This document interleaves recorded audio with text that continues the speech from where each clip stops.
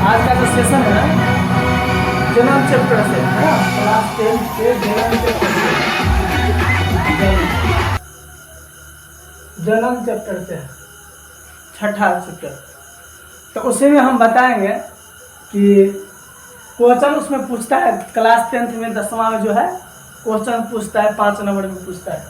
Question दिया है पुष्प की अनुधार्य काट का एक स्वच्छ नामांकन चित्र बनाइए, है ना।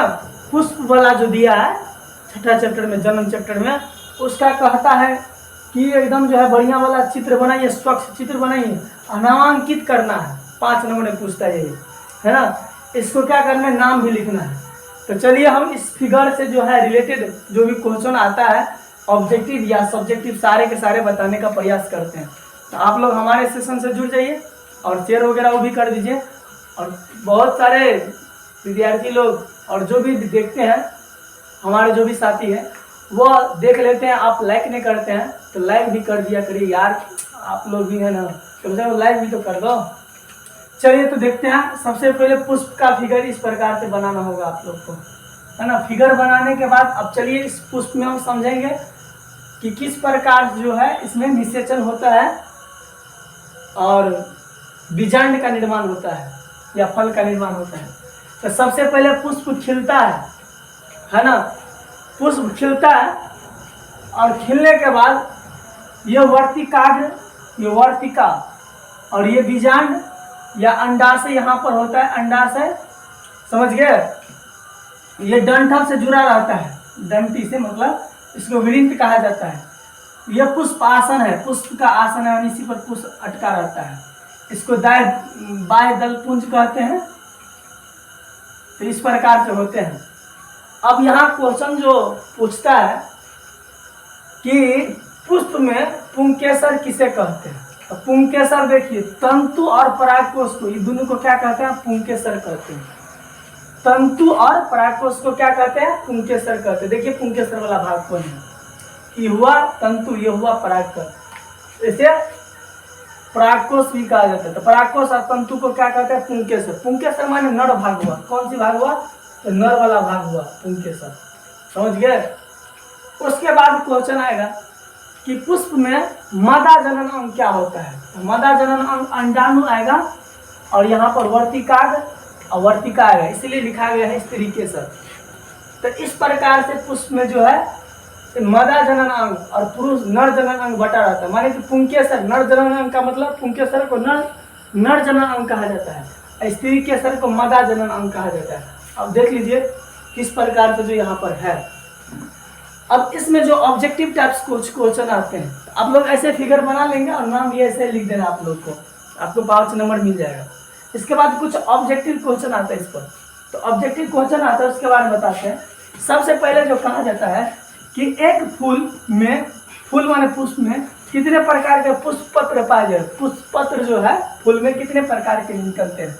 तो देखिए 4 प्रकार के निकलते हैं पुष्प पत्र। कितने प्रकार के, 4 प्रकार के। बाह्य दल पुंज इसको कहा जाता है, दल पुंज इसको दल पुंज कहा जाता है ना, दल पुंज। उसके बाद पुमांग, पुमांग माने पुंकेसर, अजांग माने ये बीजांड वाला भाग। तो ये 4 प्रकार से पुष्प में बांटा जाता है। जब ये फूल खिलता है इसमें चिकनापन आता है, मतलब अट्रैक्ट करता है ना। भंवरा को क्या करता है, अट्रैक्ट करता है। देखे होंगे किस प्रकार आजकल यदि मेला का सीजन है तो जाएगा लड़की लोग, तो भंवरा माने लड़का भंवरा होगा, वो कैसे चारों उधर उधर भटकेगा, उसी प्रकार भंवरा जो है उसको आकर्षित करता है और उसमें अट्रैक्शन आता है, आकर्षित करने वाला चमक आएगा और कुछ सुगंध टाइप का भी आता है, गंध आता है। इससे भंवरा इस पर आकर्षित होता है और इसका रस चूसने के लिए इसके आगे पीछे दौड़ेगा, कभी उस फूल पर तो कभी उस फूल पर भंवरा चलता है। अब क्या होता है, निषेचन किस प्रकार होता है बता देते हैं। अब जब ये निकला तो परागकण पर से बैठ गया, कभी उस पर बैठ गया, कभी इस पर बैठ गया, तो भंवरा के पैर में लग जाता है ये परागकण। परागकण लग गया, अब मान लो कोनो दूसरे फूल पर बैठ गया वर्तिकाग्र पर, उसके जो परागकण है वर्तिकाग्र होता है, दोनों में निषेचन हो जाता है, फ्यूजन होता है। निषेचन के बाद बीजांड का जो इस प्रकार से निर्माण होते हैं। तो बताइए इसको निषेचन करने का काम कौन किया, भंवरा किया। तो ये भंवरा सबसे एकदम सतर्क रहना है। तो चलिए ये बात आप लोग समझ गए फूल वाला। आगे बढ़ते हैं। पुष्प का नर भाग क्या है? तो पुष्प का जो नर भाग होता है पुमांग या पुंकेसर। पुमांग या पुंकेसर को अभी बताए थे पुष्प का नर भाग है, ये ऑब्जेक्टिव में आता रहता है। उसके बाद है कि पुष्प का मदा भाग क्या है? तो पुष्प का मदा भाग स्त्री केसर को या जयांग को कहा जाता है। पुष्प का स्त्री माने मदा भाग। अब आपको क्वेश्चन पूछेगा जो हम परागण अभी बताए थे, निषेचन कैसे होता है।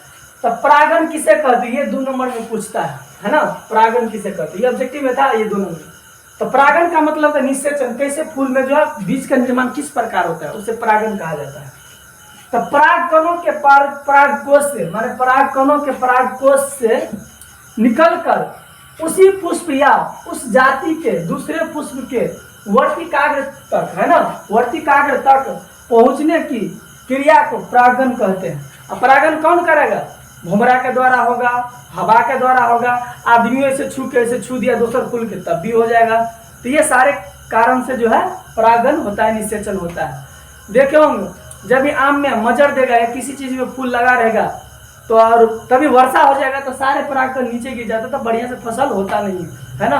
तो फूल के समय जो है पेड़ पौधा में जब फूल लगता है तो वर्षा नहीं होना चाहिए, होता है तो चौपट हो जाएगा, है ना। वैसे होगा तो आप छता लेके जाइएगा, बचा लीजिएगा। चलिए ये हो गया बात। तो परागण किससे कहते हैं समझिए। परागण 2 प्रकार से होते हैं, स्व परागण और पर परागण। तो स्व परागण क्या होता है? अपने ही परागकण से अपना ही वर्तिका तक पहुंच गया तो उसे स्व परागण कहते हैं। और पर परागण दूसरे पुष्प से, है ना, दूसरे पुष्प तक जब गया उसे पर परागण कहते हैं। इस प्रकार से होते हैं परागण की घटना। आप लोग उम्मीद है कि समझ गए होंगे। यदि समझ गए हैं तो लाइक जरूर कर दीजिए। धन्यवाद।